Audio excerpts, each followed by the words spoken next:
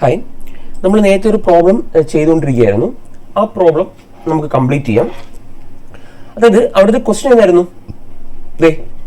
ഈ സീരീസിന്റെ സം കണ്ടുപിടിക്കുക. S X equal to X raise to 4/3 into 0 factorial plus x raised to 5/4 into 1 factorial plus x raised to 6/5 into 2 factorial plus etc. ഈ സീരീസിന്റെ some കണ്ടുപിടിക്കാനാണ് question. അതിന് ചെയ്ത പരിപാടി എന്താണെന്ന് വെച്ച് കഴിഞ്ഞാൽ, നമുക്കറിയാവുന്ന ഒരു ഫെമിലിയർ സീരീസിലേക്ക് ഇതിനെ കൺവേർട്ട് ചെയ്യുകയാണ് നമ്മുടെ ഫസ്റ്റ്. അതിന് വേണ്ടിയിട്ട് ഈ എസ് എക്സിന് എന്തുകൊണ്ട് ഹരിച്ചു? എക്സ് കൊണ്ട് ഹരിച്ചു. അതാണ് ഈ കിട്ടിയ സ്റ്റെപ്പ്. അതിനുശേഷം എന്ത് ചെയ്തു? ഇതിന്റെ ഡെറിവേറ്റീവ് എടുത്തു. ഓക്കെ, അതാണ് d/ds of S X by X. അത് കണ്ടുപിടിച്ചപ്പോൾ നമുക്ക് എന്ത് കിട്ടി? അത് ചെയ്തപ്പോൾ നമുക്ക് കിട്ടിയ സ്റ്റെപ്പാണ് ഈ ഞാൻ തുടച്ചാൽ കിട്ടിയതാണ് x²/0 factorial plus x³/1 factorial plus x raised to 4/2 factorial plus etc. Okay, ഇത്രയും കാര്യങ്ങൾ നമ്മൾ ഈ പ്രോബ്ലമായിട്ട് ബന്ധപ്പെട്ട് ചെയ്തു വെച്ചതാണ്. ഇനി നമുക്കറിയാവുന്ന ഫെമിലിയർ ആയിട്ടുള്ള ഒരു CS ആണ് എക്സ്പോണൻഷ്യൽ, അല്ല e raised to x എന്ന് പറയുന്ന ആള്. e raised to x നിങ്ങൾക്ക് അറിയത്തില്ലെങ്കിൽ ഓർത്തുക. e raised to x എന്ന് വെച്ച് കഴിഞ്ഞാൽ 1 plus x/1 factorial plus x²/2 factorial plus x³/3 factorial plus etc. എന്ന് പറയുന്ന ആളാണ് e raised to x. ഇതിനെ x² കൊണ്ട് ഗുണിച്ചാൽ നമുക്ക് എന്ത് കിട്ടും? e raised to x നെ x² കൊണ്ട് ഗുണിക്കുന്നു. ഓക്കെ, മൾട്ടിപ്ലൈ ബൈ x² എടുത്താൽ നമുക്ക് എന്ത് കിട്ടും? x² e raised to x കിട്ടും. അപ്പൊ ഇവിടെ എന്ത് വരും? x², അല്ല 1 നെ x² ഗുണിച്ചാൽ x², x നെ x² ഗുണിച്ചാൽ x³/1 factorial, x² നെ x² ഗുണിച്ചാൽ x raised to 4/2 factorial plus etc. ഇത് നോക്കിയേ, ഇത് ഈ കിടക്കുന്ന റൈറ്റ് ഹാൻഡ് സൈഡിൽ വന്നിരിക്കുന്ന ആളല്ലേ. സോ നമുക്ക് എന്ത് എഴുതാം? d/dx of S X by X equal to x² e raised to x എന്ന് എഴുതാം. എങ്കിൽ അവിടെ നമുക്ക് എന്ത് കണ്ടുപിടിക്കാം? എസ് എക്സ് ബൈ എക്സ് കണ്ടുപിടിക്കാം. S X by X equal to എന്ത് കിട്ടും? Integral x² e raised to x dx. So നമ്മൾ എന്ത് ചെയ്യണം?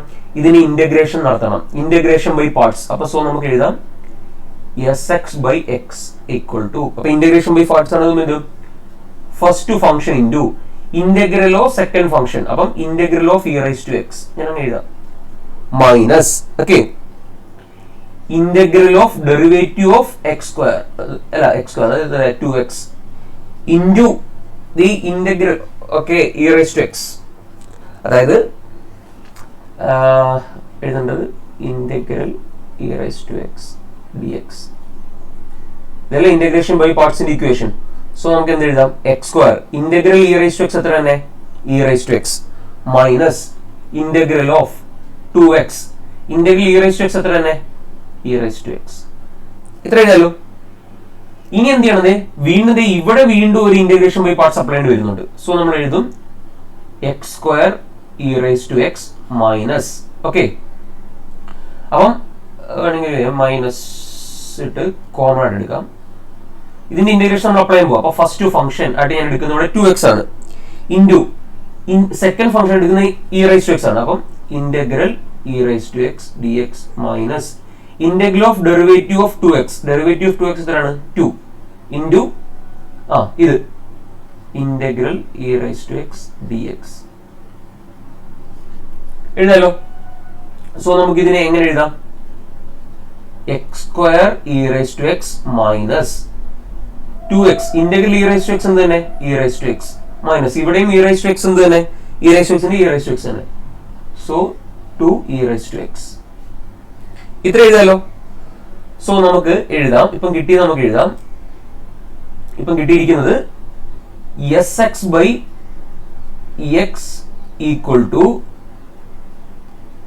x² e raised to x minus 2x e raised to x, അല്ല 2 തവണ മൈനസ് 1 പ്ലസ് 2 e raised. ഇവിടെ ഒരു കാര്യം ഞാൻ സ്കിപ്പ് ചെയ്ത് വിട്ടു. ഏതാണ്?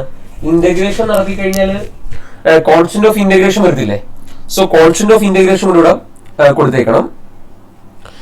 സോ കോമൺ ആയിട്ട് കോൺസ്റ്റന്റ് ഓഫ് ഇന്റഗ്രേഷൻ നമ്മൾ ഇന്റഗ്രേഷൻ നടത്തുമ്പോഴത്തേക്ക് ഒരു കോൺസ്റ്റന്റ് ഓഫ് ഇന്റഗ്രേഷൻ ഒരു സാധനം ടേം വരത്തില്ലേ? സോ അപ്പൊ ഇവിടെ ഇന്റഗ്രേറ്റ് ചെയ്യുമ്പോഴത്തേക്ക് കോമൺ ആയിട്ട് ഒരു കോൺസ്റ്റന്റ് ഓഫ് ഇന്റഗ്രേഷൻ നമുക്ക് എന്ത് വിളിക്കാം? ഒരു സി എന്ന് വിളിക്കാം. ശരിയല്ലേ? അപ്പൊ ആ സി എന്ന് പറഞ്ഞ ടേം കൂടെ നമ്മൾ എഴുതണം. അത് മിസ്സായി പോയതാ. ഓക്കെ, പലതവണ നമ്മൾ ഇന്റഗ്രേഷൻ, അപ്പൊ ഓരോ തവണയും കോൺസ്റ്റന്റ് ഓഫ് ഇന്റഗ്രേഷൻ വരുന്നുണ്ട്. ആ കോൺസ്റ്റന്റ് എല്ലാം കൂടെ നമ്മൾ ആഡ് ചെയ്ത് കോമൺ ആയിട്ട് എന്ത് വിളിച്ചു? ഒരു സി എന്ന ഒരു പേര് വിളിച്ചു. ഓക്കെ, സോ അതാണ് എഴുതിയിരിക്കുന്നത്. അപ്പൊ നമുക്ക് ഇങ്ങനെ എഴുതാം.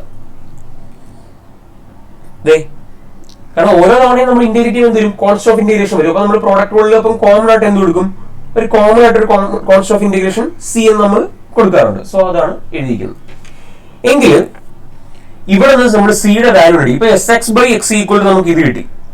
പക്ഷേ നമ്മുടെ ക്വസ്റ്റ്യനിലേക്ക് നോക്കിയേ, ക്വസ്റ്റ്യനിലെ ഇവിടെ നോക്കിയേ, എസ് എക്സ് ബൈ എക്സ് നമ്മൾ കണ്ടുപിടിച്ച് കിട്ടിയിട്ടുണ്ട്. എസ് എക്സ് ബൈ എക്സ് എന്തായിരുന്നു ഇവിടെ?